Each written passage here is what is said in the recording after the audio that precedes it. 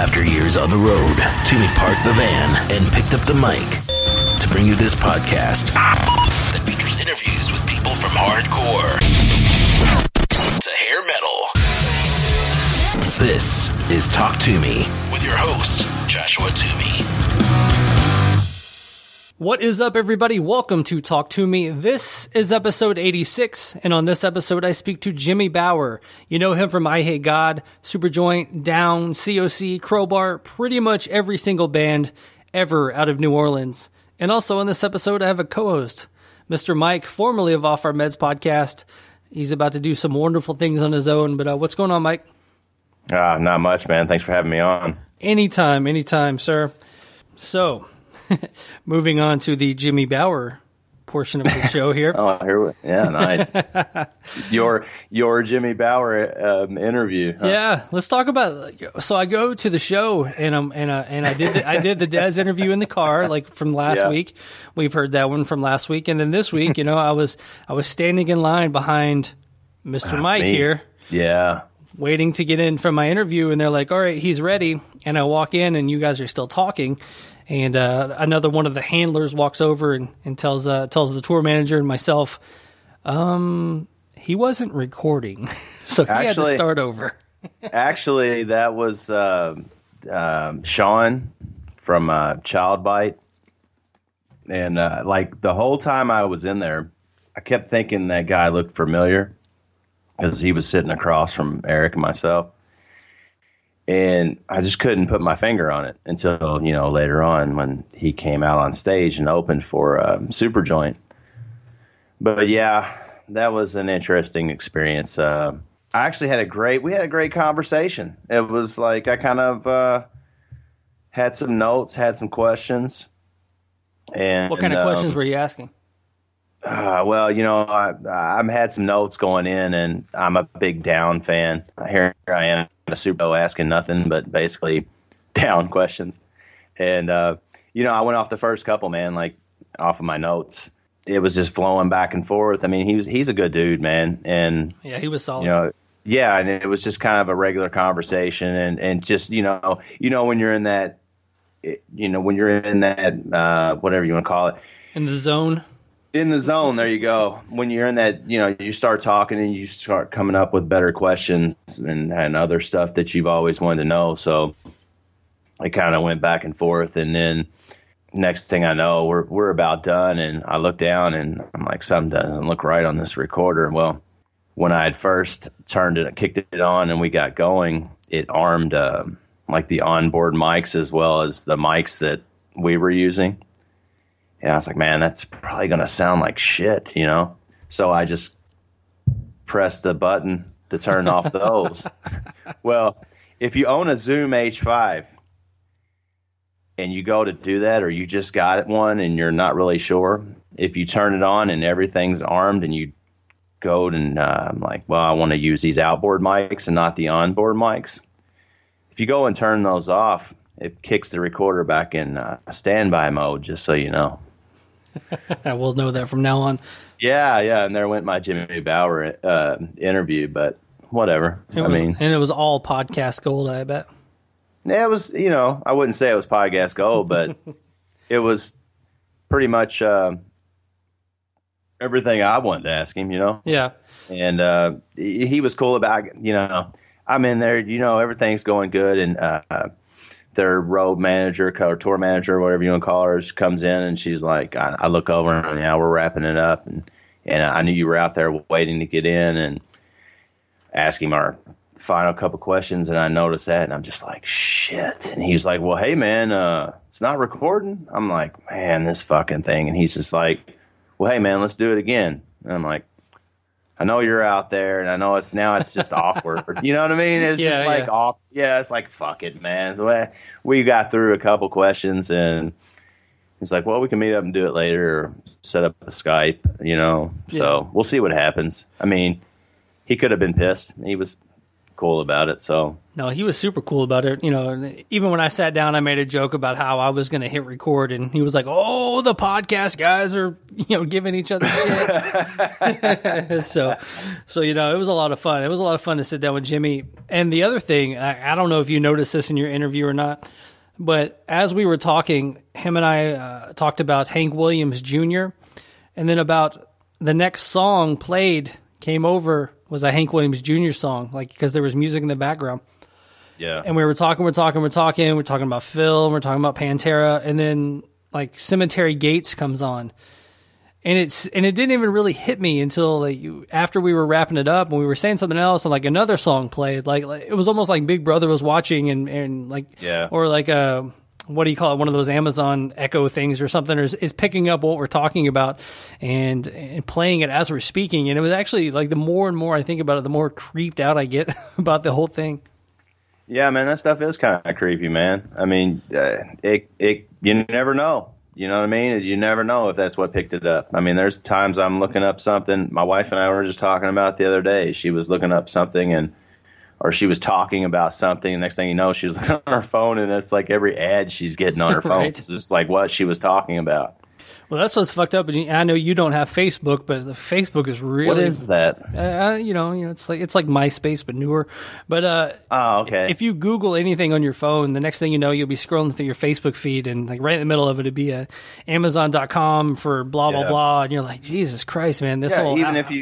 Even if you wipe out, if you just go through and delete everything, it still just comes up. Yeah, I have that all the time, man. I was looking up that piece of shit recorder I was using the other day, and now what's the worst part about that is now it's it keeps popping up on my phone, and it's there's no way I'm gonna buy that because I borrowed it from somebody, so it's there's no way I'm gonna buy that thing now. I don't think that was the recorder's fault. That was user error. That wasn't recorder's fault. It was a little bit. It's 50-50, man. It was 50-50. Oh, that's such bullshit. All right, we'll get into the Superjoint show in a little bit more after our Talk Toomey cover of the week. This week we're going to go with some Anthrax. You like Anthrax, Mike? Yes and no. Oh, well, what's the yes? I don't even know where to start on that, man. It's they get up and going, and then they, I was telling you before we started, when we were talking about this, I've always was more of a Joey Belladonna fan. All right. And they switch singers, and I like a lot of stuff they put out, but it seems like every time they put out a great album, it's followed by a piece of shit to me. Right. I know a lot of. Yeah, I mean, it's just always the same. I'm a huge worship music fan, but then this last album comes out, and I'm not gonna call that album a piece of shit because it's not. But it's just I don't really feel like it was finished. Yeah, you know what I mean. So, well, my thing with Anthrax, I'll give you this is when I got into metal, which was early '90s, late '80s, early '90s, I was into the big four. But but Metallica, Megadeth, and Slayer are all very serious metal bands, and I saw the humor. Anthrax was almost a joke to me, because by the time I got into metal, 90, 91, I mean they'd already moved on to John Bush, and The Sound of White Noise I think is a great album. But yeah, it is. But you go back. For me to go back as a young kid and listen to the early Anthrax stuff, which, some of it here and there was really, really good. But then there's also so much humor and goofiness and wearing jams and, the hat. You're not a fan of I'm the Man? I am now. I mean, I was into it then, but it wasn't, I didn't take it serious. I liked the song, but it wasn't something I took serious at the time. So, and, with, Indians and all that nonsense with that big old Indian headdress and it was almost too comical for me. And I was, I could, in the Big Four tour, I could have, you could have left Anthrax at home and taken out a Testament or someone else, and I would have been much happier with that than calling them part of the Big Four.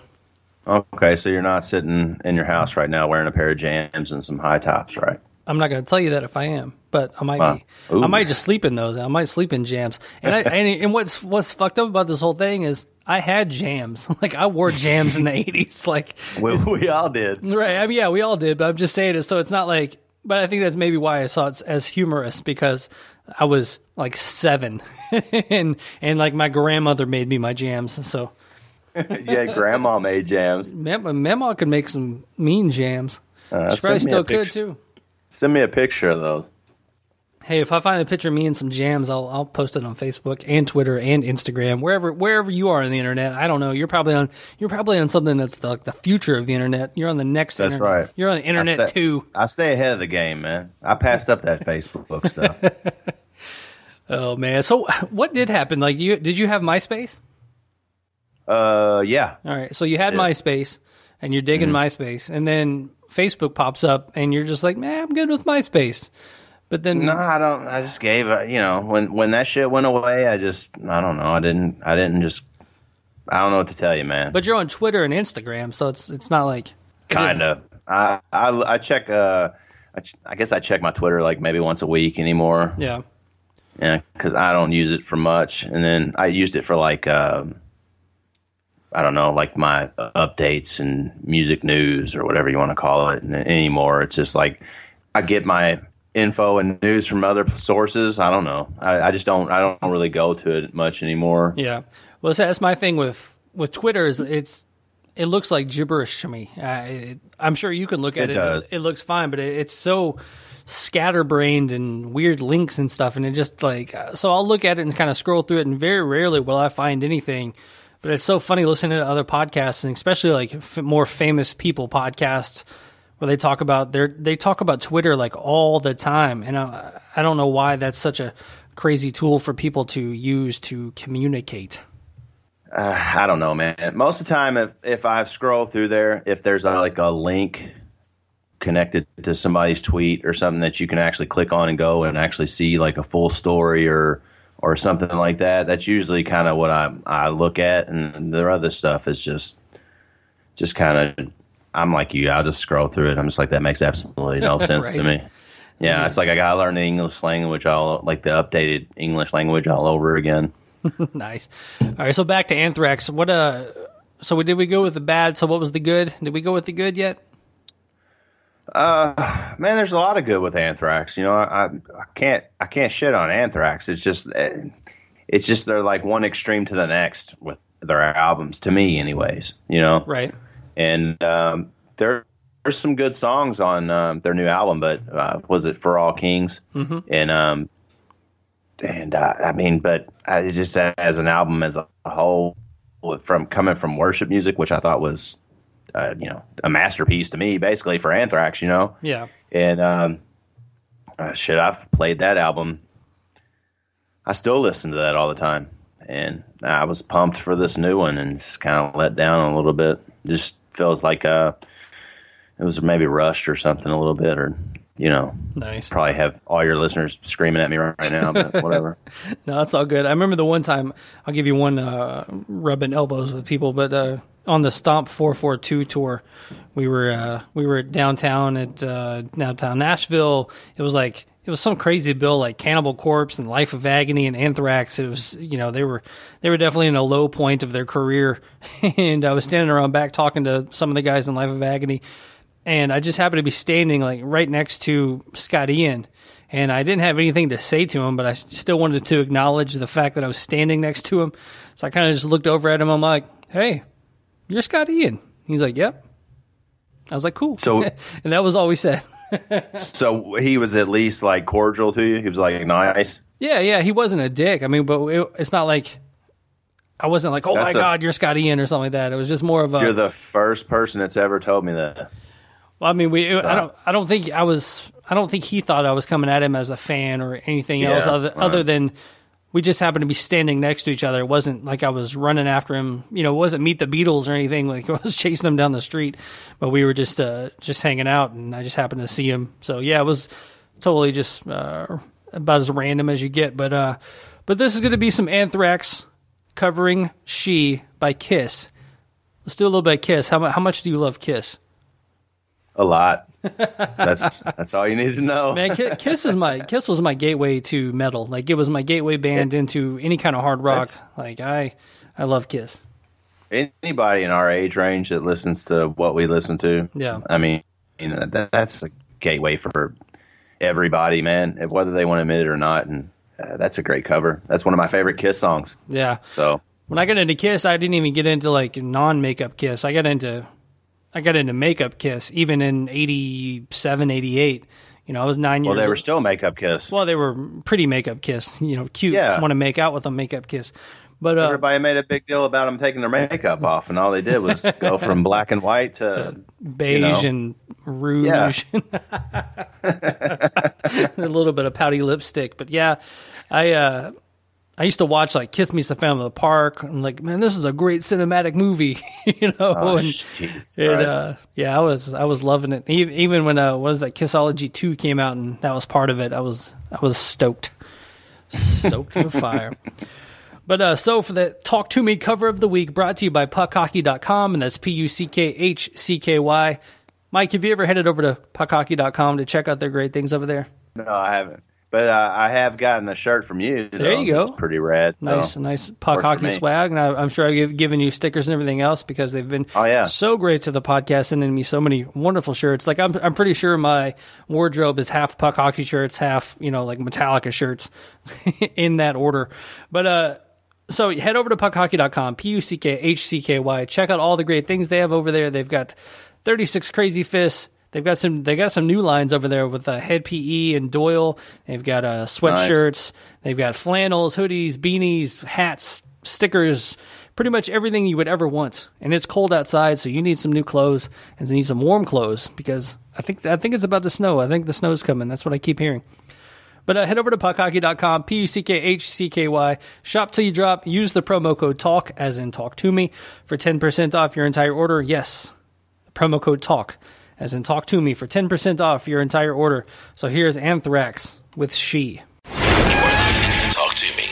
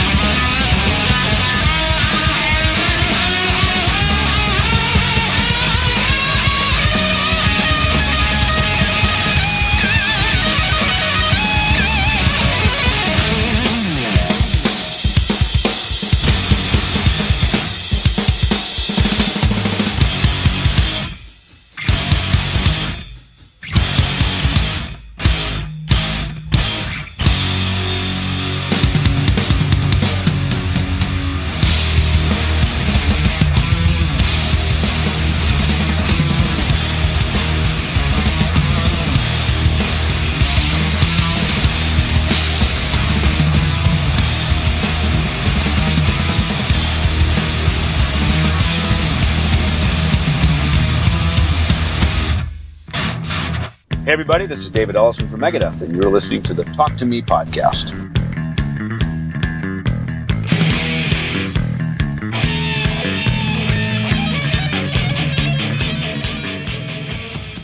All right, that was Anthrax with She for the Talk To Me cover of the week. What do you think about that cover, Mike? Man, you can't go wrong with that.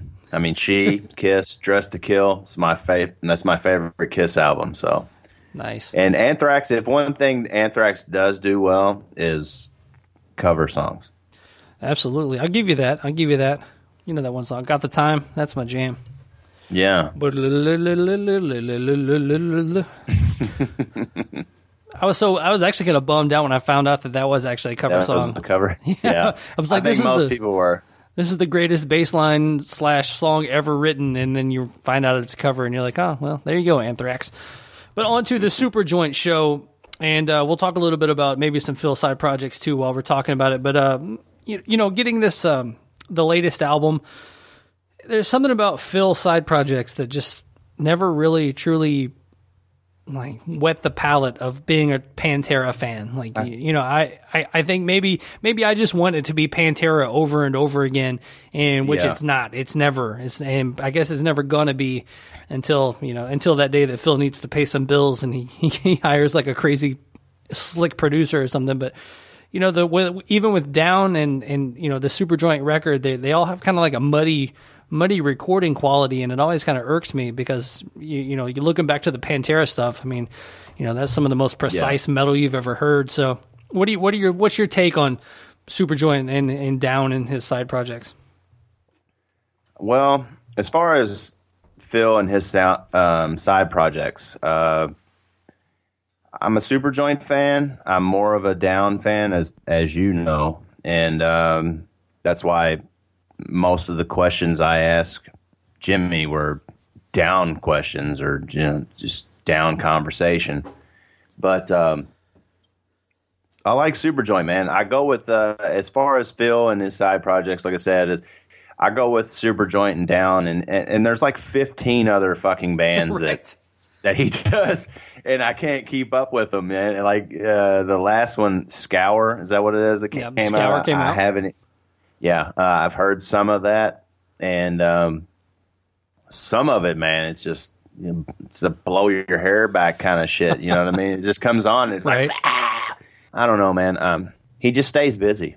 He's got a lot of stuff he wants to say and a lot of stuff he wants to put out there, and he's all about it. You can't knock him on that. So he's ready to put out shit whether he makes money on it or not. Right, and that's one thing that blows my mind, and I think that when Chris Aiken was on the show, we kind of talked about this, but what keeps Phil from getting a band together with Rex and Zakk Wylde and whatever drummer out there, and just putting out the slickest record possible that's going to reach the most fans, the most Pantera type fans.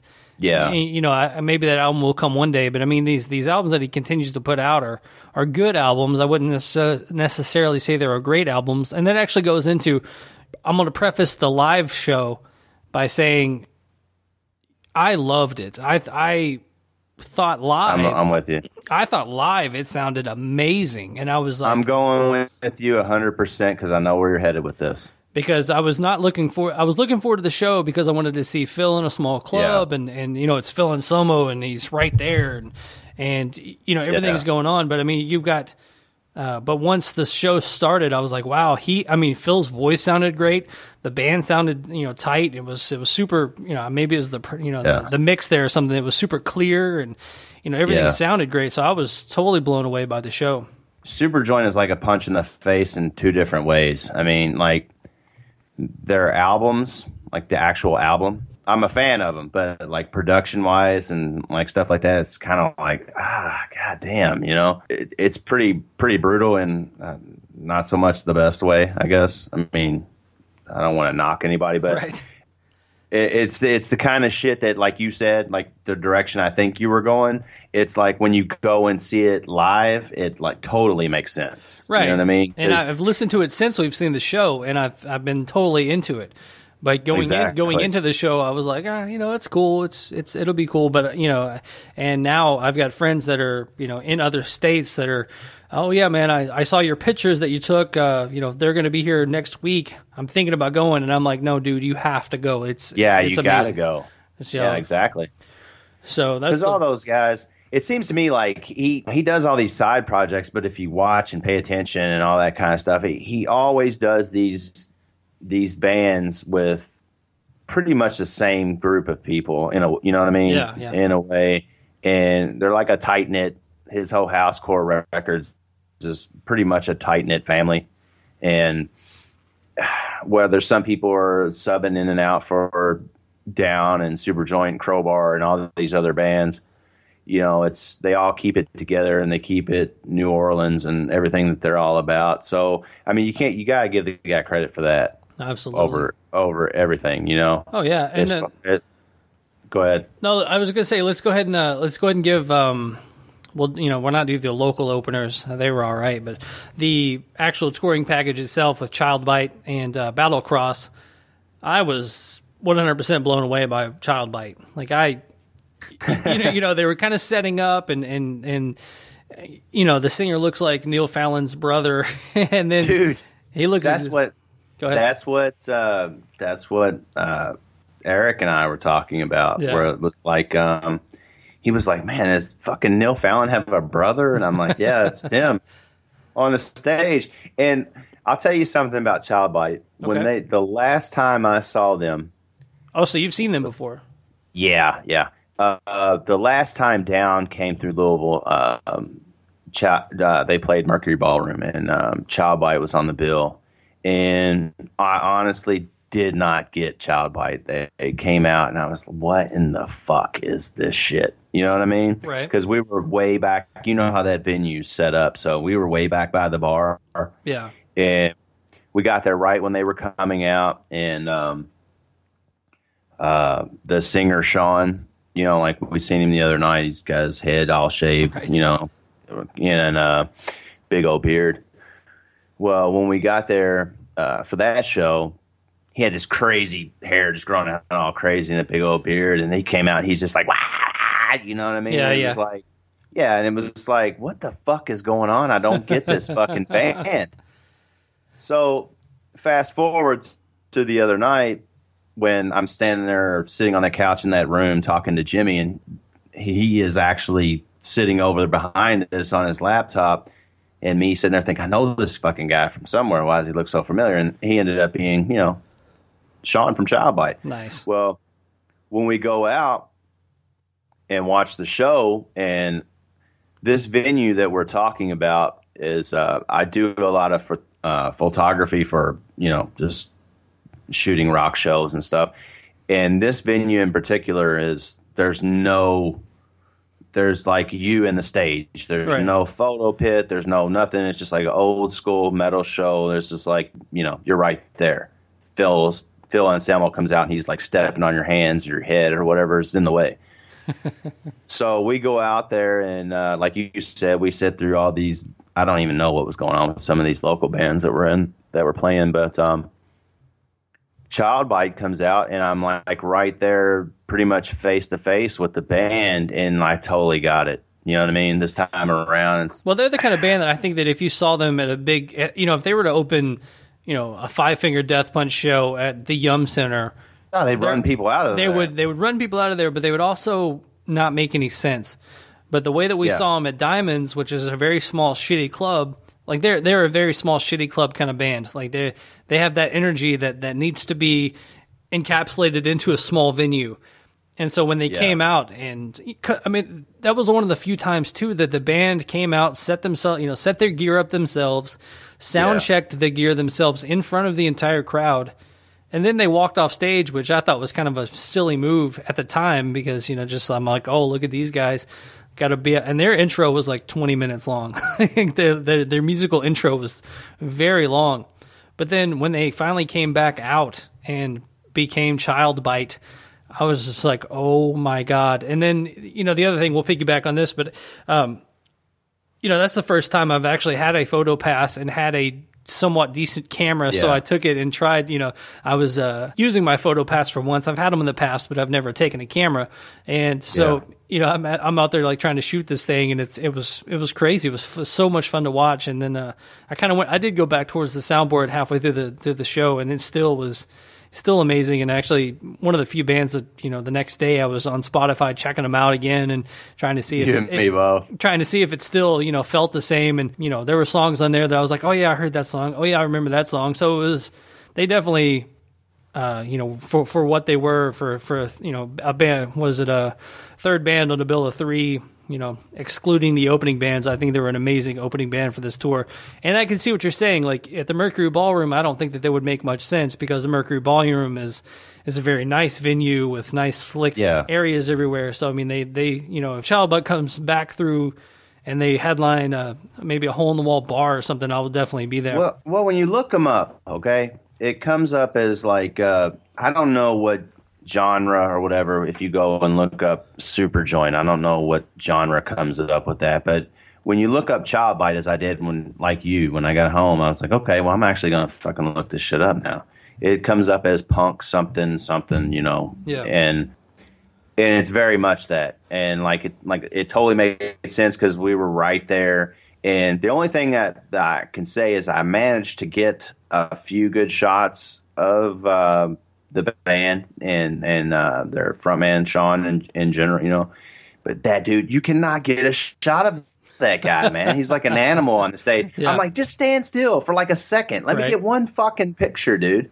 And he's running around the stage like old school punk rock show, spitting all over the fucking place, man. And like just raw. It was just, I was taken back really, because after a while I was just like, all right, fuck these pictures. I just want to watch the show. Yeah. So yeah, Child Bite, amazing. If you guys out there listening and want to check them out, make sure and go check out some Child Bite. And then we'll move on to Battlecross. And I think the one thing with Battlecross on this whole tour was, this is my assessment walking away. If you go wanting to hear some Pantera, a Battlecross is going to blow you away. Because they were the perfect band on the bill to kind of scratch that itch, because even though Superjoint sounded great, they weren't going to scratch that metal itch. They're heavy, but they're not necessarily metal. But Battlecross comes out with all the flying guitars and the bass solos and Gumby up there just fucking growling at you and headbanging. You're going to get that itch scratch. And I think, in all honesty, when I first saw that that bill with Superjoint and Battlecross together, it didn't make sense. But once I got there, I was like, okay, now it makes sense, because you look around and there's all these old dudes in Pantera shirts there to see Phil, and they're going to want to hear some fucking metal, and so you get Battlecross, and that's exactly what they're there for. Yeah, they kind of I didn't catch them the last time they came through, but I think you've done a show with Haran, is that right? The guitar player?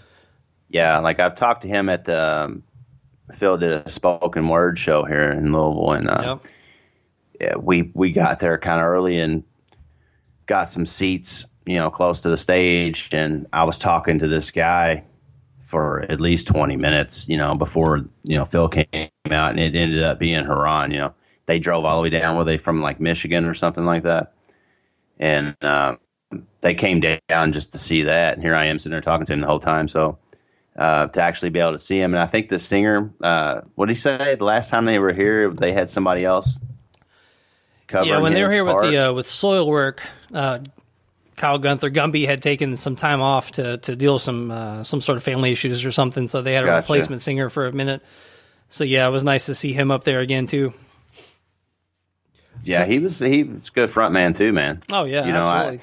I went into that knowing absolutely nothing about Battlecross except, hey, there's that guy I went and shot the shit with for 20 minutes and we talked about Kiss and shit. You know what I mean? Nothing even close to their style of music, but yeah, they were, like you said, if you're going to go and expect to see some kind of Pantera-ish kind of stuff, man, they were on point. Yeah, and the next week on the podcast is my sit-down with Haran, where we broke down Seasons in the Abyss. So that's going to be a lot of fun to sit down and edit and get that out to you guys, too. And so, yeah, so far, Child Bite, amazing. Battlecross was, I think, the perfect band to warm up to Superjoint. And then Superjoint comes out, and man, like I kept telling the wife that it was, my first photo pass, and I'm like right up on Phil, and I probably took 400 pictures of just Phil. Because, you and me both. Because he's just right there. You couldn't. He was. There's no barricade. You might be between a monitor and him, if that. If he steps out in between the monitors, and he was doing every single classic Phil pose ever. I put out on Facebook a folder of I called it Phil making Phil faces, because it was like one classic Phil shot after another. And I finally, went through and found a few that weren't terrible that I took. But yeah, man, I was totally blown away. And it's, it's one of those things where, Pantera being my favorite band of all time, and Phil's right there. And you can't get any better than that. Yeah, it looks like he finally quit bashing the microphone on his forehead. Finally. I was kind of tired of that. When I'm like, dude, I'm trying to get good shots of you, and every time you just got this big scab on your fucking forehead, man. What's going on with that shit? Yeah. So, was it funny to you that what is it? Down's guitar player is basically kind of like their stage manager. It was kind of odd to see that. Oh, Bobby, yeah. A few years ago, they lost Kurt. He left to kick Crowbar back in full time. And they picked up Bobby Landgraf, I believe that's his last name. And yeah, it was kind of strange. We got there early and was walking around the front of the venue to go meet their tour manager, so I could get this amazing interview. This amazing interview that lives out in the ether somewhere. Right. Sorry, Jimmy. And we're standing there, and I see this guy walking up, this big long beard, man. It's like no cheeks, no mustache, nothing like that. He's got that beard that just starts at the jawline and comes down like ZZ Top style. And I'm like, holy shit, man. There's, I'm getting in my back of my mind. I'm like, oh man, they're gonna bust out some down jams or something. So we come walking up, and I'm like, hey man, when's the next Down EP? And he was like, I was like, when's it coming? And he was like, not soon enough, man. Nice.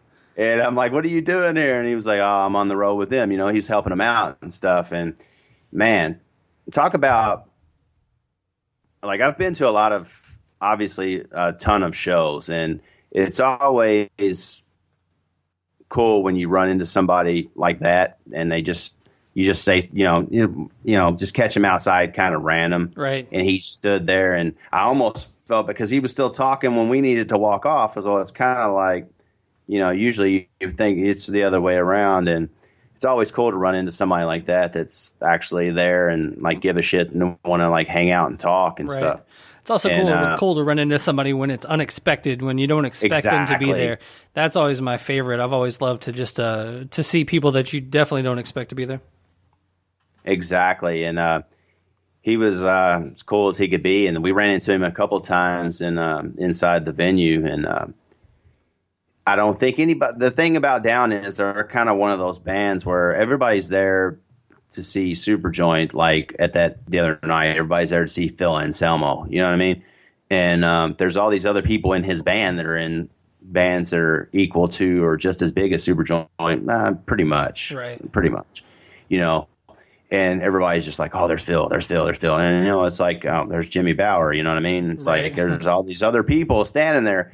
Well, Bobby comes out. And he's standing like 2 feet away from me watching the band. And I'm like, man, I completely forgot to get a shot with this guy like earlier. So I'm like, I walk over to him and get a shot of, like a selfie, with Bobby. And, you see a couple of people are like, oh, that guy must be somebody. Let me go over and get a picture with it. It's kind of funny to see that. You started that?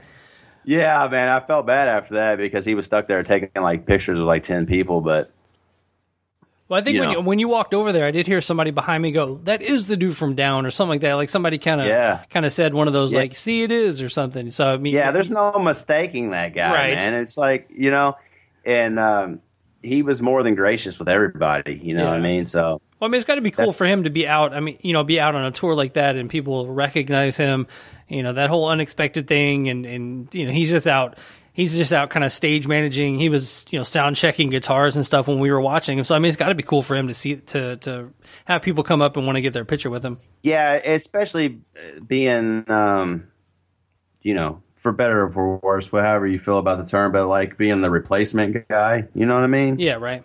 And he's been in the band for quite a few years now, but it's not like it's Kurt with this big long beard hang, you know what I mean? But he does have a big beard, right. obviously, but it's not Kurt, you know right. what I mean? Who he replaced. And, but that's the thing about that whole Anselmo camp, man. Everybody, he catches a lot of shit. Very interchangeable.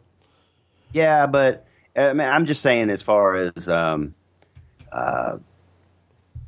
like on a personal level, like for obvious reasons, Phil catches a lot of shit. I mean, everybody knows why, what happened. That's in the past, whatever, man. But he involves himself. At least he surrounds himself with like all the same type of person. Like anybody in that band or anybody that on that whole tour, it was completely approachable and was like going out of their way to, you know what I'm saying? It was like, it wasn't like I've met Sebastian Bach before. And that was a total fucking nightmare, like a total fucking disaster. Yeah, a few people in the podcast, whatever universe, whatever, know about that story. But yeah, man, you go from something like that. It's like, I grew up listening to this guy. I met him. He's a total fucking asshole. And then there's like other people that go out of their way, like, oh yeah, cool, man. I'll take a picture. Hey, you need anything? You cool? You need me to talk to anybody?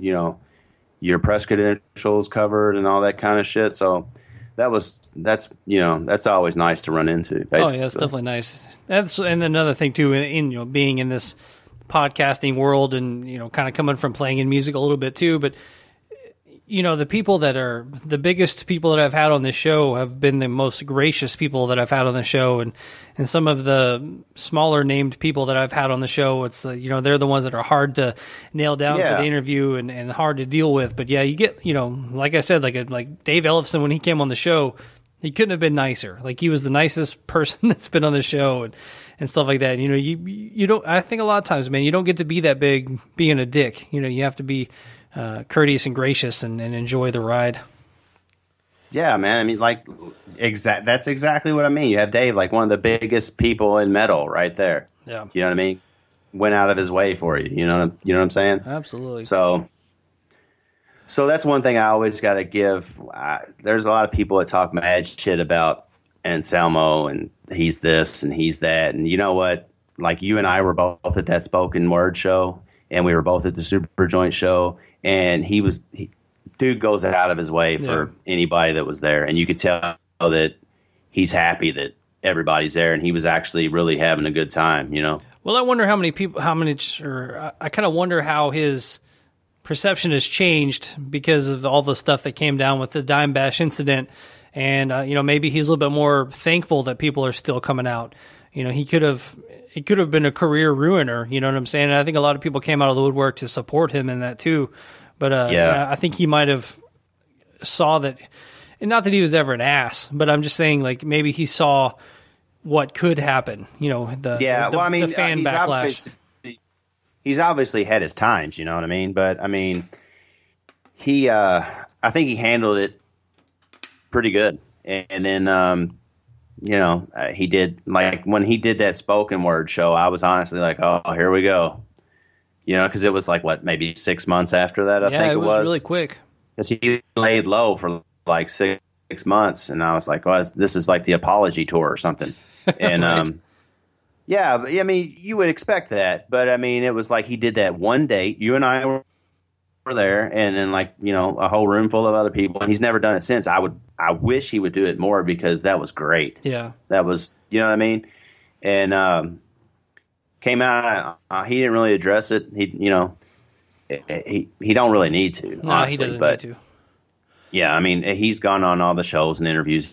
He's put it out there as what it meant, and people took it how they took it. But even if I would have got an interview with him, like I was trying to, there was zero chance I was going to ask him about it. Like there was man, that's the last thing you would bring up. Right.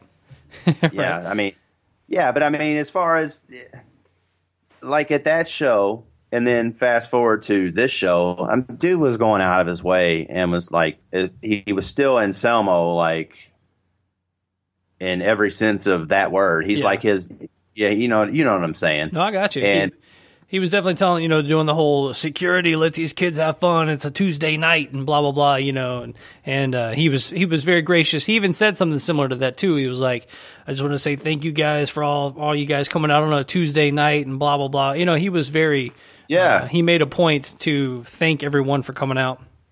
Yeah, man. And music and stuff, when you find somebody that's, after meeting all these people and, from being in bands and touring with, God knows who all you've toured with, but you know how they are, man. Yeah.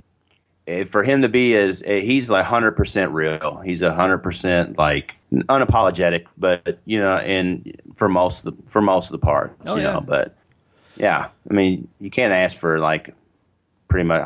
I'm swinging on the Anselmo sack over here, right. But I mean, you know what I'm saying. You gotta give respect where it's due. So I give the man all the credit he deserves. Absolutely, man. Well, let's move into this Jimmy Bower interview. And it's funny that, going into this, Jimmy Bower is one of those names to me that I know Jimmy Bower's name, but when it actually comes down to his discography, I looked it up. I'm like, oh, shit, he played on that. Oh, shit, he played on that. It was one of those things, which it's not like he jumped out at me. And I didn't have all these stories, so I had to, look stuff up. And I think I even joked with him on the interview. I Facebook stalked him and he tends to share pictures of old pickup trucks and all this woodworking and stuff. So we had this is probably the most bizarre interview I've had. Haven't listened to it since I've done it. I was gonna, I'll edit this. I'll edit it later, but yeah, going into the interview, we sat and talked about, building bird houses and his love of Pinterest and stuff. So it's crazy. Yeah. Well, I'm going to take your word for it because I'm not going to listen to your fucking interview. I hope you don't. You're only going to tune in to listen to yourself and then tune out and then fast forward until later on. Yeah, man, because I went in there. I'm going in there, Jimmy Bower fan, man. Right. You know what I mean? I'm coming in there all guns blazing, and then this fucking shit fucks up on me, man. And now I got to listen to your interview. You had whatever. On the Second Down record, when you played the blah, blah, blah, Well, what was funny is I was looking back, going over some, I plugged up a hard drive and was going back to edit some old photos. And I actually had do you remember the guy that stood up and asked Phil a question at the spoken word thing when he was doing the, the Q&A part? And he's like, oh, and whatever song it was, 2 minutes and 30 seconds. You say something on the mic for 10 seconds, and Phil's like, I don't know what the fuck you're talking about. I mean, that was his right. His response, no, I don't remember that. I don't remember that at all. But yeah, I can see that. I was like that guy in this interview that I did with Jimmy. I'm like, well, back on Down 2, you guys got together and you recorded this whole thing in 28 days, and what was super nerd. You know what I'm saying? Yeah, exactly. I was. You know what I mean? I was like, man, I'm probably creeping this dude out just a tad, but whatever. Stuff I wanted to know. I got to ask. Absolutely. All right. So the last thing I say about Down before the interview is I've always said that Down should have been the best new metal band ever. I'm sure they're. Come on. No, I'm just saying, as in the name, not the members, but the name. Okay. If right. I bet you $1 million there was at least 6 bands that were 13 and tuned down to whatever, and they were all called Down until they found out. They're like, God damn it. Yeah, man. They can't compete because they're down tuned. Name maybe, music can't compete. But you know what I'm about to say right now.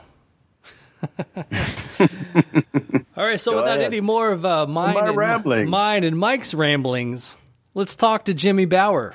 All right, give me some earplugs. Hey, what's happening? This is Trevor Phipps from Unearth, and you're listening to Talk Toomey.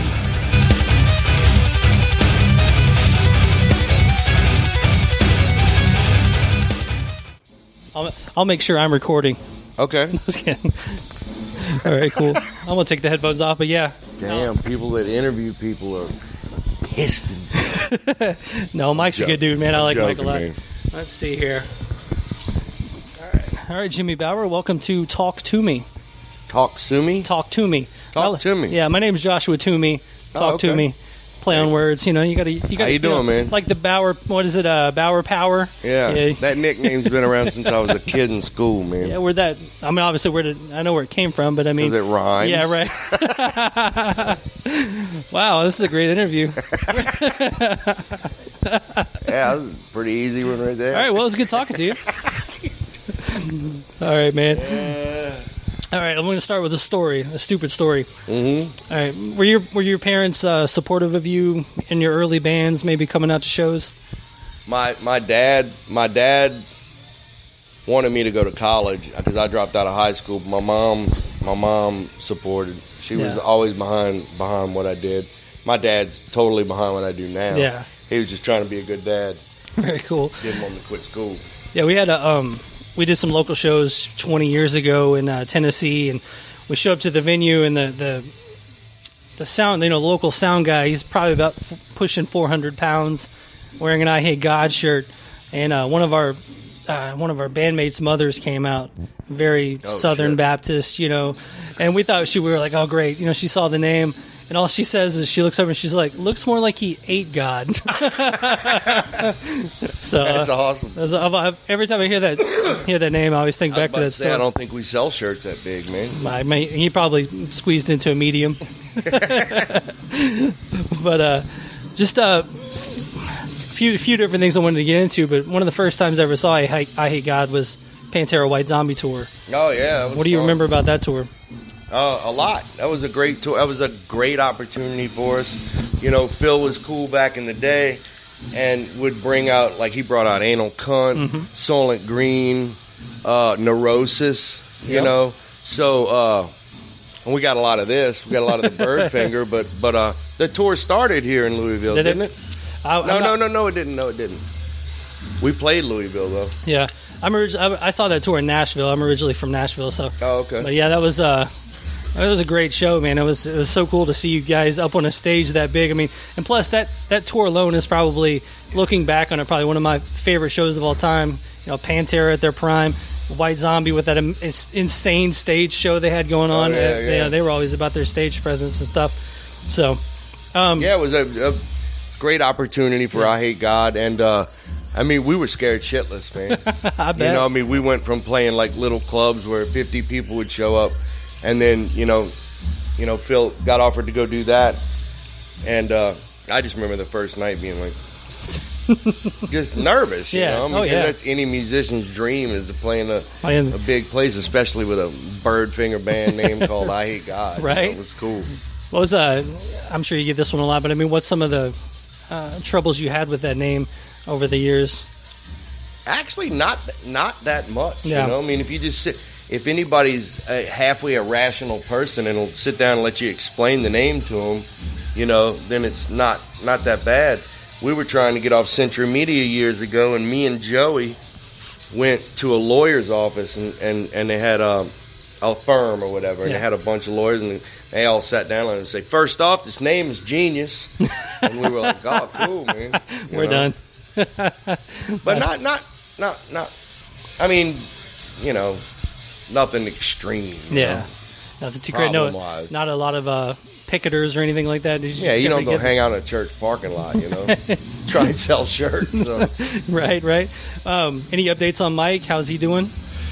Doing really good, man. Been texting with him, and supposed to be playing Berserker Fest in Pontiac, Michigan. Oh, yeah? And on his birthday.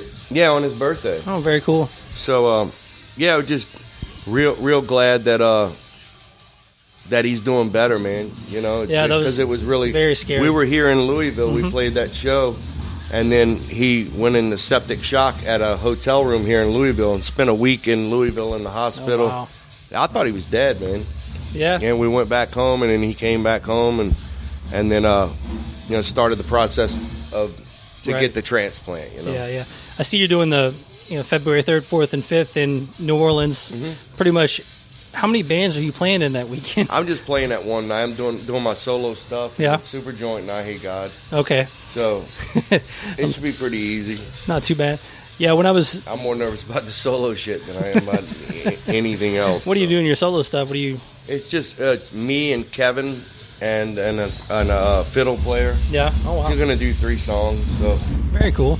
And that should be all right. Yeah. I'm nervous about it, but fuck it.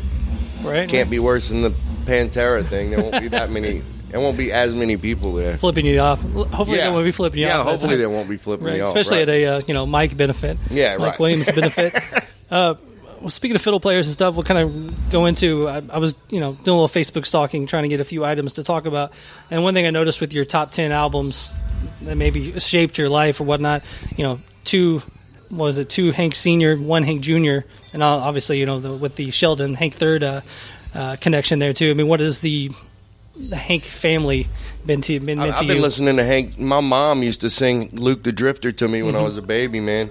So, and Hank Jr., I'd go to family reunions in Lake Charles, Louisiana, and that, we'd show up and, dude, it'd fucking have its old and new family tradition, whiskey bent hellbound, play them over and over, everybody dancing and having a good time, getting drunk and right. shit. So, and then recently, well, past like 5-10 years ago, got back into got into Hank Williams a lot. I mean, dude, he's amazing. It's so funny going back listening to early Hank Williams stuff and just listening to his lyrics, and you think that lying and cheating and messing around on your man and all that stuff is new, and then you listen to some Hank Williams and it's all about going out and. I actually put the wrong title down about that. I just bought that collection. It's like 40 songs or something. Yeah. It's great, man. Oh, I love it. It does have old gospel standards. Yeah. That was the one thing about those guys. Cash did it too, where they would put out the hard drinking song and then they would do a gospel record and back and forth, and that was 100% completely acceptable. Yin and yang, man. There you go. I mean, could you imagine doing a I Hate God record, the way you would do it, and then the next album be a gospel record and everybody's completely fine. My dad says you guys are idiots if you don't do a Christmas album. There you go. The I Hate God Christmas. Yeah, and that's well, that's the thing. I mean, every Christmas, they have to. Plus, now they have to fill so many hours of Christmas radio. They're not going to play. I'm saying, maybe Liquid Metal would pick it up, or somebody like that would end up doing it, and then My Dumb Show would play it, and then a bunch of things would pick it up because the amounts of heavy metal Christmas out there is lacking. Well, fuck, I got something to do when I get home. Then there you go. Get on it, man. Well, if you put out a Christmas album, me and your dad get a cut. There you go. All right. Well, another thing on here. Obviously, your dad now. For a couple of years now. I mean, how has that kind of changed? Has that changed anything in you? The way you tour, What's that? What you mean? Just touring as often, or just maybe not looking forward to tour as much. Being a dad. Yeah, being a dad. I thought you were talking about my dad. No. You sorry. being a dad. Sorry. No, it's no different, man. I was making my living for 30 years before my daughter was born. Right. So and like I was telling Mike, man, it's if anything, it gives you more influence, more reason to go out and do it even more. You know? It's my time to go out and have fun, man. Right. Get away for a minute. Because when I get home, it's all being a dad. Yeah. What's the are you spending a lot of time FaceTime doing stuff like that? Yeah. Do FaceTime, and she hangs up on me a lot, man. But I mean, it's fun to see her, and she told me the other day that she missed me. That was the first time I've ever heard that. That's got to be that was like that a old country song right there. I was like, dude, get out the acoustic. Yeah.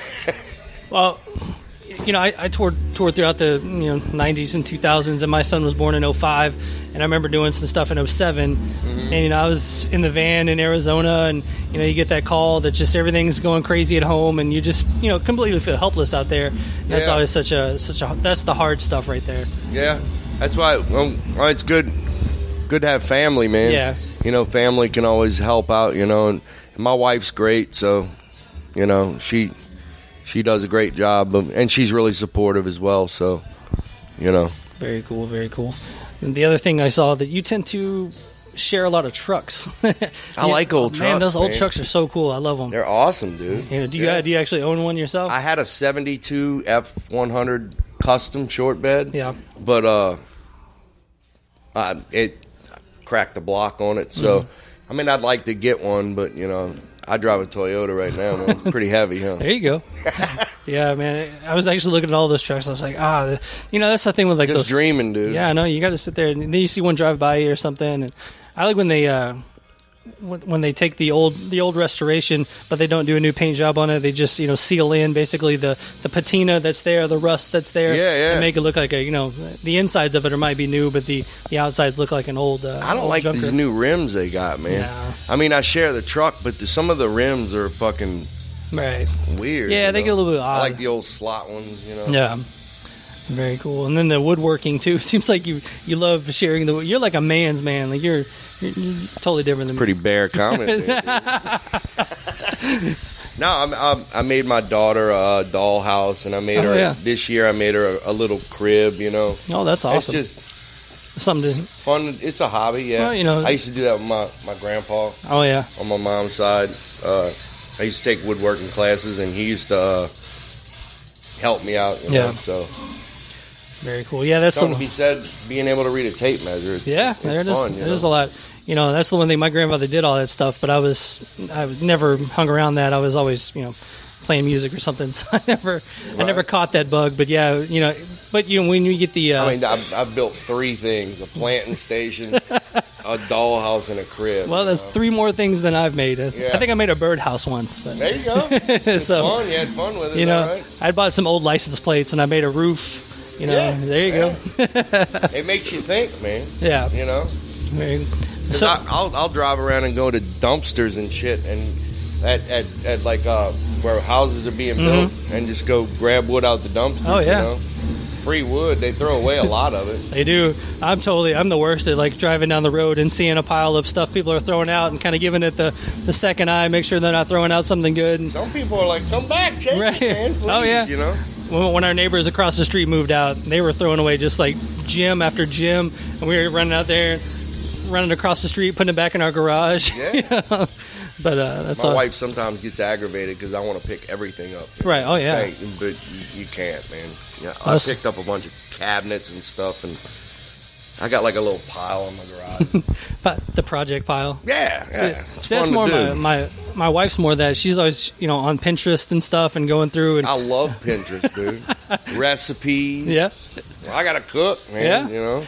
That's always fun, man. Yeah. The Jimmy Bauer loves Pinterest is the title of this one. What's wrong with Pinterest, man? No, nothing at all, man. It's one of those things where you get so far deep into it and you're like, want to put the phone down and go out in the garage and start, you know, finding a bunch of old pallets and, you know, making all that stuff. Yeah, there's some cool shit you can make with pallets, man. Oh yeah, totally. You know, some people get. Oh, I made my wife for Christmas a guitar. Oh yeah. Took an acoustic. I took the top off. Mm-hmm. Oh yeah, the little shelf thing. And put a little shelf in there. Yeah, those things are cool. I like that one. Says blessed, you know, because we just bought a house a couple years ago. So very cool, very cool. Doing better than I used to be, man. Right. So that's good. Very cool. So we'll kind of get into the Superjoint tour. You know, this is kind of Phil's first foray back into touring and things like that. Are you seeing, you know, people happy to see him back out? Are you seeing everybody, you know, a lot of positivity? Yeah. Yeah. I mean, dude, he's a fucking icon, man. He is an icon. You know, it's like, you know, we've been having a great time, man. Yeah. The shows have been excellent. You know, it's killer because all. You know, usually in the front couple rows, the kids are all singing the lyrics to the new record. Yeah. Boom, that means you won, man. There you go. You know? Yeah. So no, have you seen any hate at all in this tour, or just any, you know, people just staying at home behind their keyboards? Yeah. Yeah. SJWs. Right? Yeah. That's funny. I heard him in an interview saying that a lot of this album, if not all of it, was written before all of that, and it was almost like foreshadowing. Yeah. What was about to happen with the everyone coming out of the woodwork to give him shit. I mean, because he says that, and I'm the pot calling the kettle black because I'm on Facebook like fucking all day. Right. But it gives me something to do. Well, I'm addicted to it, man. I hate to say it. Try Pinterest, man. No, well, that's the thing. I got to stay away from Pinterest. If I stay on Pinterest too long, then I will be. I might put the phone down and go out and build some of those cool coffee tables or something with a foam. Yeah. You ever seen that meme where it's like, I made this lasagna out of a pile of old pallets. Yeah, yeah. But she's always. You just look at her wheels are turning and Pinterest is going, and next thing you know, I gotta buy some sort of vinyl laminate and everything else. And keep you on your toes, man. Oh, that's what they're there for, man. That's what they're there for. Yeah. Very cool. And we're just stupid dudes carrying sperm. That's pretty much all we are, I think. She's like, yeah, go do your little podcast. I'm going to be in here. Yeah. I'll be doing the real stuff. We need milk on the way home, asshole. Right? No, I made a pot of chili before I left because for dinner. I got a great chili recipe off of Pinterest. It's healthy, man. I'll eat fucking 3-4 days on one pot of chili. Oh, man. yeah. Well, when I was single, you make a stew or something in the crock pot, and you could live on that for a week. Beef stew, or there you go. Yeah. Good old Kentucky. Anything new with Down that we need to know about? Hopefully, eventually, we're going to get in there and start working on a third EP, Yeah. It's just, Pepper's doing COC right now, and they're working on a new album. Yeah. Before that, I Hate God was like on a crazy touring stint. And then Superjoint, we started doing that again. So, hey, I mean, Down's had years between records before, not on purpose, but it's just, I mean, sometimes it's nice to get away and then you can come back, It's like everybody from New Orleans and all that is in multiple bands, Yeah, if you're going to play music, man. That's one of the few cities that I hate to keep reading this crap up. I played New Orleans a lot, late 90s, early 2000s at a club called Zeppelin's. Oh, yeah. In Metairie. I love that club. What band were you in, man? It was a band called 12 Volt Negative Earth. We were out of Nashville, but we played... Zeppelin's was one of the few places that we could go and headline out of state and draw a crowd, draw 100 people. Really open-minded scene in New Orleans, man. Played with a band called Abuse a lot. Abuse a lot? Abuse. Oh, yeah. Yeah, we played with those guys. I remember Jeremy. seeing... Yeah, I remember him a lot. Used to be. I saw... I remember one time we were at the show and we looked over and old big sexy T, Todd Strayed, was at the show. We're like, oh my God, it's the dude from Crowbar. We were so excited to see him. I think he was out of Crowbar at the time, but it was still, you can't miss him in a crowd. But see, New Orleans really appreciated anything that came through because if you really look at the interstate system, man, a lot of bands would go play Houston and then they'd dodge on over and they'd miss New Orleans. They wouldn't come down. Yeah. So whenever shows would come down, everybody would come out in full force and everything like that. Yeah. It's like, and the scene's still really good in New Orleans. I don't leave my house, man. Right. I mean, this is one of the few times I get out of the house. Yeah, exactly. Too old for all this. Yeah. But actually, one of the times I played Zeppelin's, I just got off stage and our singer came over and he was like, dude, there's a girl out in the parking lot and she has a DeLorean. And I'm like, what? And I ran outside and she had a DeLorean and I was like, will you please let me drive this thing? She was like, yeah. I drove around the block in this DeLorean going about 10 miles an hour and she looked at me and she's like, you can go faster than this. I'm like freaking out. The guy that invented DeLoreans from New Orleans, I believe. Yeah, the girl was saying that her dad had somehow helped out John DeLorean, and that was a gift from John himself to her dad. So it was like even more. Wow. Yeah. Wow. And she's just, they probably just gave it to her, and she probably ragged the shit out of it. No Back telling to when. the Future car. I know. Favorite movie of all time. But, is it? Oh yeah. You need to hang out with my wife, man. Oh. She loves that movie too. I'm 11 years older than her, so. I think you're. I'm 48. Yeah, I'm 38. So I'm 37. I'll be 38 this year. Pantera. Are you my wife? I might be reincarnated. This club actually has another Pantera tie for me is this is the last club I ever saw Damage Plan at. Oh, okay. There was a stage, I believe, downstairs here. It used to be called something else, and a stage downstairs. Oh, really? Damage Plan played here a couple of months before Dime was taken from us. That's cool. At least you got to see him, man. Oh, it was great. I saw luckily I saw Pantera probably 12 times over the years, just being a kid and going to shows and seeing them across the country. I mean, obviously you saw them a ton of times too. Well, that was the band for your age group, you know, if you think about it. Man, they changed music, man. Yeah. You know? Well, there's very few bands that come through and actually change music, you know. And Phil's got those bragging rights, man. Yeah. His band changed fucking right. music. There you go. Yeah, I know. So I was just thinking about him. Must be a Siri-controlled jukebox. Yeah, it must be something. Yeah, anything we talk about, the next thing you know, it's coming on the jukebox. Yeah. It's kind of freaky when shit like that happens, man. But, roll with it, man. So were you? I did interview with Kirk, Winstein a while back, and he was talking about the early days of Pantera and going to see Pantera pre Phil, and Phil even telling him that he's going to go audition for him, things like that. Did you have any of those stories? Were you friends with Phil pre Pantera? Did you know him? A little bit. Yeah. I think we really started not hanging out, but me and him connected on the Exhorter demo. Yeah. On the Slaughter in the Vatican demo.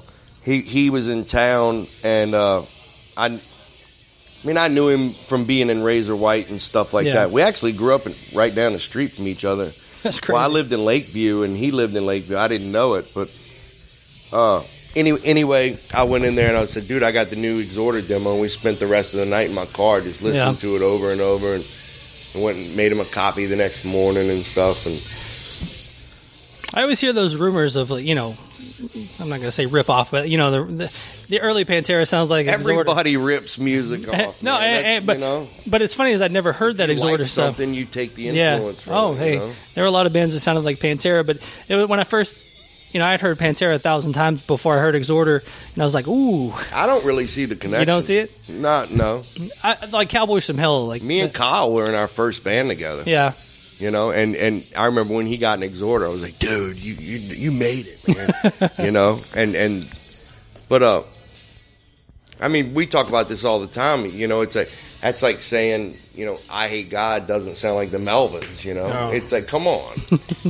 That was our inspiration. That and like Old Swans, yeah, Black Flag and shit like that was our inspiration to start the band, So love the Melvins. Another band I saw open for White Zombie, but yeah, they such a diverse band, man. They're so good, and one of those bands I kind of dropped off listening to, but those first few albums, Houdini and Gluey's my favorite. Yeah, man. So good, such a good band.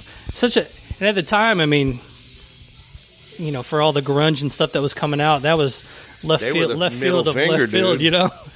Yeah, watching those old videos on I think they even made it onto Headbangers Ball or maybe the tail end of 120 minutes going in Headbangers Ball or something. Dale was on Nirvana's first record. Oh yeah. So I even asked Dale that one time if it's been asked to him if he regrets not taking the Nirvana job, but then band probably would have been a different band. It would have been a different. Because Dave Grohl obviously added so much to that band. Great drummer, yeah. Great drummer and great talented singer, musician, yeah. Exactly. What's crazy is hearing the Foo Fighters so long, and then you go back and listen to some Nirvana, and then you can actually hear Dave's voice clearly on that old stuff under Kurt's, and you're like, wow, that's what he added to that band. Not only insane drummer, but the backup harmonies and shit. Yeah, man. Very cool. What speaking of insane singers, you've been playing lately with some of the best. Phil, obviously, you did the tour with Randy Blythe. What was the takeaway from maybe doing the I Hate God tour with Randy?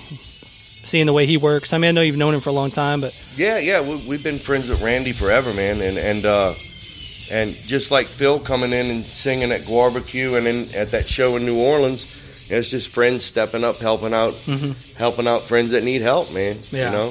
Randy was super cool for doing it. Phil was super cool for doing it, and it was definitely it was weird touring. It was more. With Phil, it wasn't so weird because I talk and see that dude all the time, you know. But it was cool. Randy came in like a week early, and stayed at my house, and we hung out and went and ate food and took him around to shoot pictures and stuff, and yeah, it was, you know, it was a cool thing, you know, and it had Mike's blessing, so that's, as long as that was cool, you know. Very cool. Yeah, that's what the crowd's like. A lot of Lamb of God T-shirts in the crowd for that, or was it just not really, but I think people gave props to him, you know, that he did his homework and stuff, you know. Yeah. So, you know, I think both guys did a great job, man. Yeah. You know, like back in Mardi Gras a long time ago, Mike was in jail. Seth Putnam sang for us a set, you know. So that's amazing. Mike needs to stay out of trouble. Stay out of trouble. Stay out of the hospital. But yeah, I mean, I remember seeing all those posts about, you know, Mike and his liver transplant, and then finally getting it, and then it being a success. Which, I mean, obviously I'm not a doctor. I don't know the success rate on a liver transplant, but I mean, I'm sure it's not super huge. His doctor, he texted me one day. He goes, "Man, my doctor's an I Hate God fan." I was like, wow. What I thought was really beautiful was all the people that stepped up and donated money. Yeah. And didn't judge him. Yeah. And supported Oh yeah. him getting a transplant, because dude, I'll be honest with you, we were like, they don't give transplants to people like Mike, man. Right? No, that's the one thing. You know, and when he got it, we were just, wow, you know, killer. He got a second chance. You know? Yeah. If you ever have to go through a transplant, I'm sure your life views change, and your everything. Every day is a blessing at that point. We call it new meat. He's got new meat. Did they say where the transplant came from? Oh, we got inside jokes about that too, man. You know, just being stupid. Right. And shit. Well, I don't want you to get you too much in trouble, but you know, I don't know. I don't care. It's an inside joke. Right. You know? Well, inside jokes tend to get people in trouble lately, right? Yeah. But it was just good to, you know, see him texting in humor again. Yeah. You know? Oh, yeah. Being, you know, having a sense of humor back, because he was really, really depressed for a while. Yeah. You know? There's nothing he could do about it, you know? Yeah. So. Not to, you know, point to something in my life, but my cousin was just deer hunting about a month ago, and he fell asleep in his deer stand and fell out and broke his neck. Ow. And when everyone found him, he had been laying there for like 6 hours. Damn, overnight, dude. because he was by himself, and you know, just out in his deer stand on his property. And his stepdad found him and paralyzed the neck down at first, but now he's 25 days into rehab, and awesome. he's up walking. You know, I went and visited him not too long ago, and you know, he's got a little bit of strength back in all of his extremities, and you know, he said that when he first woke up from the surgery, he was getting a bath from 4 nurses. And he said, hey, man, that would make me fuck. I'd be like, hey. And he said that his wife was in the other room, and she said all she could hear was him saying, "This has been my dream my whole life, but this is not how I wanted it to happen." Hey, baby, is this cheating? It's not cheating, right? That's not cheating, right? So yeah, but we don't know what those nurses look like. Man. No, I mean, you never know. But I mean, 4 nurses. I mean, you got good odds there, you know. And the scrubs always help too. Something about those nurses' scrubs I always enjoy. Yeah. So nurses' scrubs and angels in blue, man. What they are. Well, cool, man. Is there anything I missed? Anything else you want to talk about? I mean, I truly have. We're having a great time on this tour. Yeah. Thanks to all our fans for the support of buying the record, and really, and hopefully we can write another kick-ass one and do it again. Very cool. And if we ever come back to Louisville, please come check it out, man. Very cool, man. Well, Jimmy Bauer, thanks for taking the time today, bro. sir. You're listening to Talk Toomey.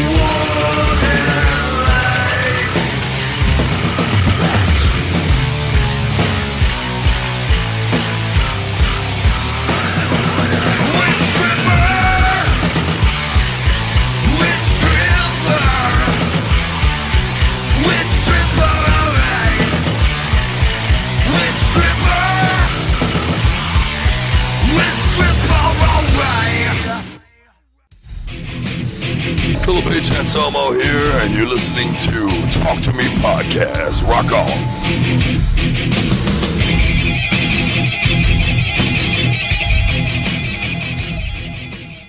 All right, that was Witch Tripper by Down, and that was my interview with Jimmy Bauer. And so let's talk once again to Mike about his interview. When are we going to hear this interview with your interview with Jimmy Bauer, Mike? Well, for one, whenever I get my my own, new show up and going, since my other ones kind of went away, I got about 5 minutes. Well, 6. I got about six minutes after we had to restart the whole thing. Everybody was throwing off their game a little bit, and I start in. He's like, "No, man, let's do this over." And I'm like, "For real?" He's like, not telling me to fucking hit the road. Right, get the fuck. And out. then in the corner of my eye, I look over. I see Kate, their road manager, and you standing there. It just came in, and Sean. All of a sudden, it just hit me. It's like, oh, that's the guy from the opening band. He's been sitting there the whole time. And he's like, I know, I can pretty much know. He's like, this motherfucker's over here is fuck this interview up. No, he walked over and he whispered to us. He's like, he never hit record. Yeah. No. And as soon as he said that, I felt so bad. And like, Kate gave me a look.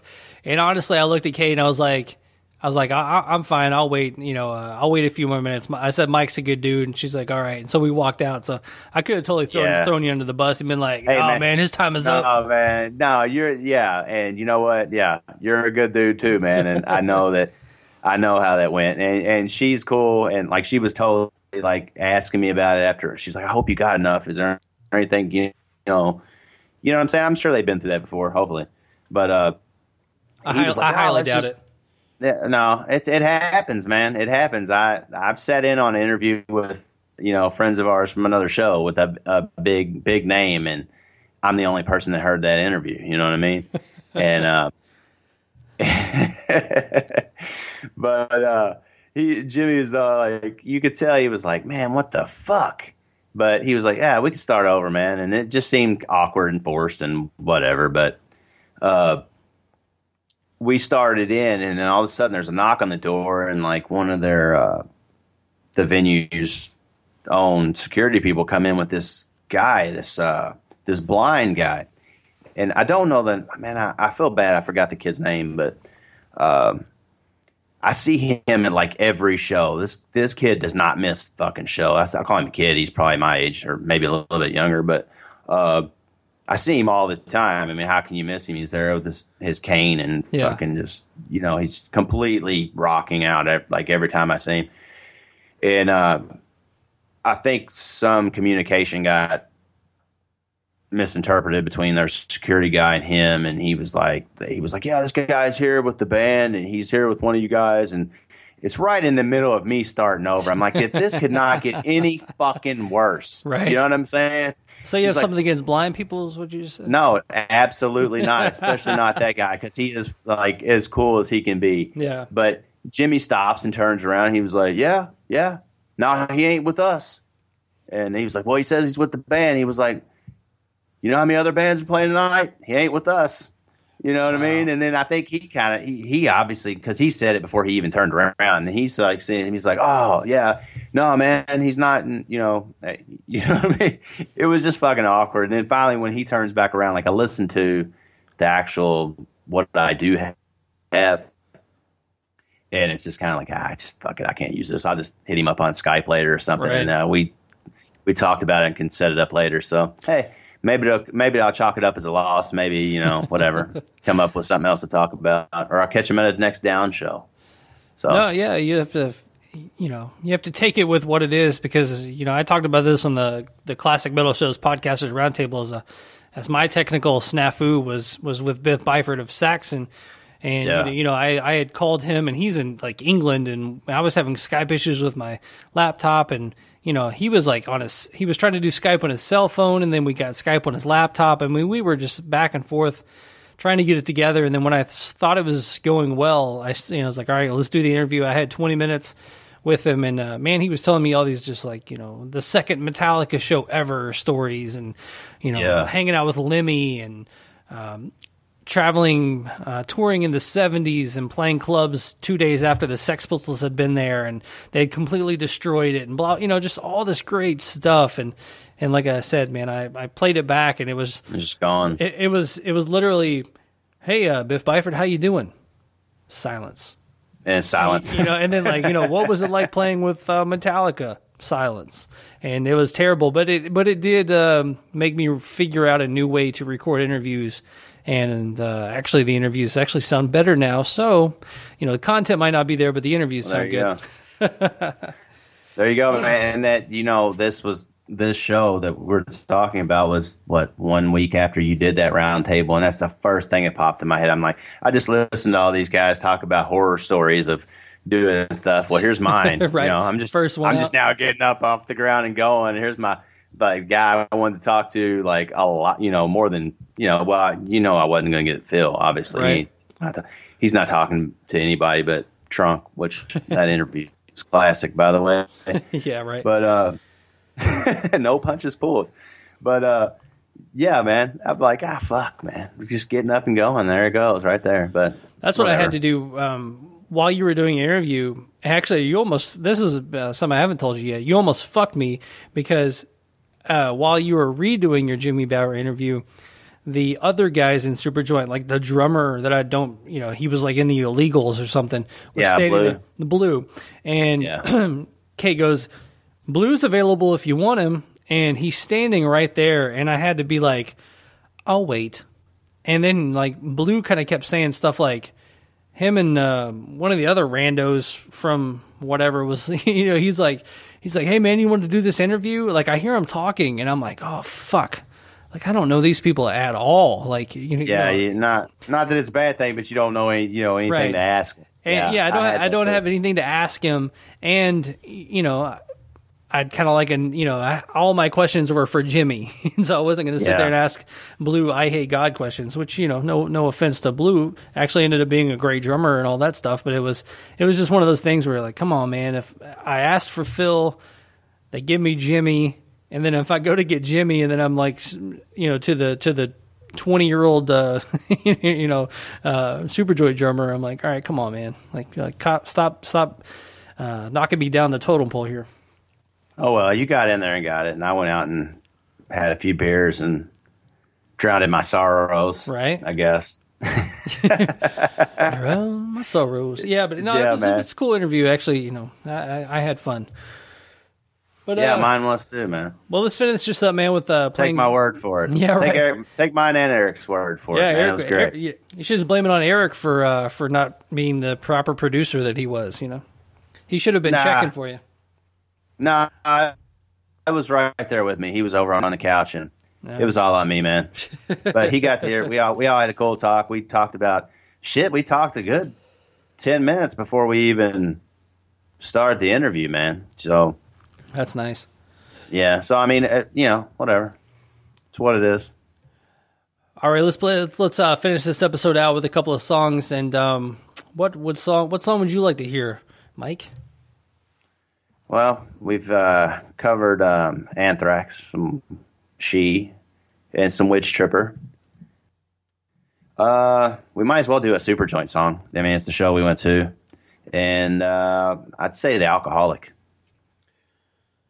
All right, we'll go Alcoholic into. Let me see. Yeah, what do you have? I'm actually going to do Child Bite because I thoroughly. Oh yeah. We'll go Death Before Dementia. That was one I definitely remembered from that night. So, all right, first, Mike, we'll play your song, which was Superjoint, The Alcoholic. Into Child Bite's Death Before Dementia. I just want to say thank you guys for listening each and every week. If you want to, make sure and go to your iTunes, leave a review, leave a nice 5-star rating, a nice 5-star review, and I'll read it on an upcoming episode. And if you want to reach out to me, it's talktometalk@gmail.com. If you want to email the show directly, at talktometalk on Twitter or facebook.com/talktometalk. And for the Talk To Me podcast, I am Joshua Toomey. Hey, Mike. And there's no show tag to me here, but please, if you will, go over to Instagram and check out some of my concert shots or whatnot. I'm trying to get that thing up and going, get some people checking it out. It's MDG Rock Picks. All right, Mike, I appreciate you taking the time. And so everyone out there listening, I will talk to you guys next Tuesday with my talk with Haran from Battlecross, breaking down Slayer Seasons in the Abyss. You guys have a great week. Talk to you soon. See ya. Bye. Peace out. Take it easy. You're listening to Talk Toomey.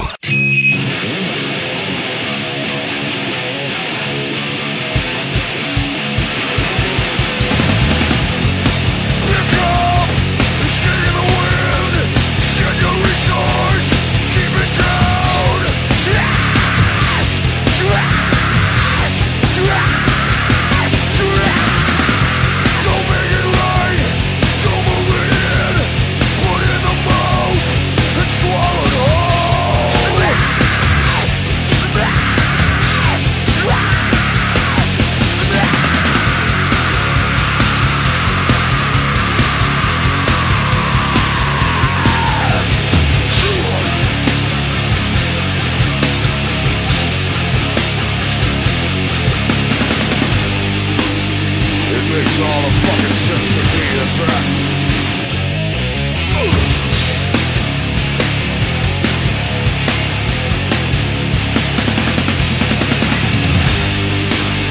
And you think it can make all that sense to you, don't you?